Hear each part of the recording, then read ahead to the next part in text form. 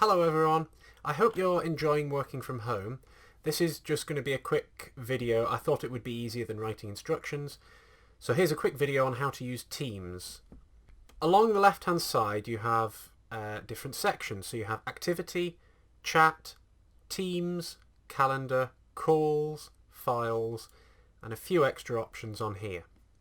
You're unlikely to need the files, as all of our files are shared centrally on SharePoint anyway. The activity just shows a feed of all recent activity on your Teams account. So if you were to receive a message, or miss a call, or get invited to a meeting, that would appear in your activity feed. The second section is the chat. This is where you can see recent chats, suggested chats, and any pinned chats, which you can do by right-clicking and selecting Pin. You can search for specific people at the top here.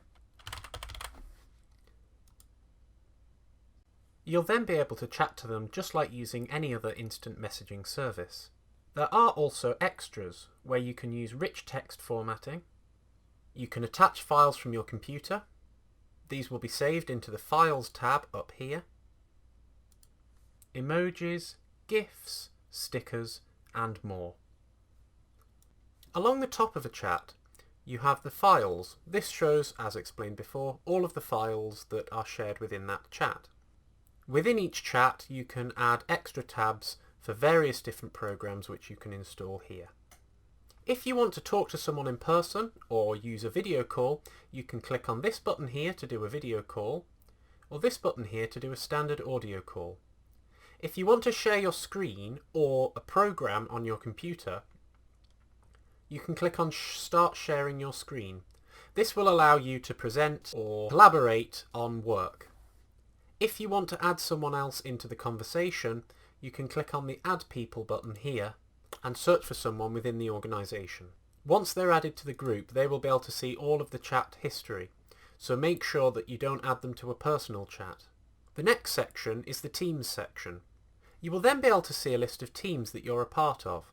Currently, I am only a part of the Robert Todd & Sons team. Within this team, I am able to have chats, and rather than replying at the bottom, I can reply to individual threads, as can be seen here. You're also able to view files that have been shared within the team. You can even create a wiki page for information. Again, you can add tabs for all sorts of different things. If you would like to join or create a new team, you can click on the button in the bottom left. This shows a list of all the teams that are currently available and open publicly within your organisation, or you can create a new team here.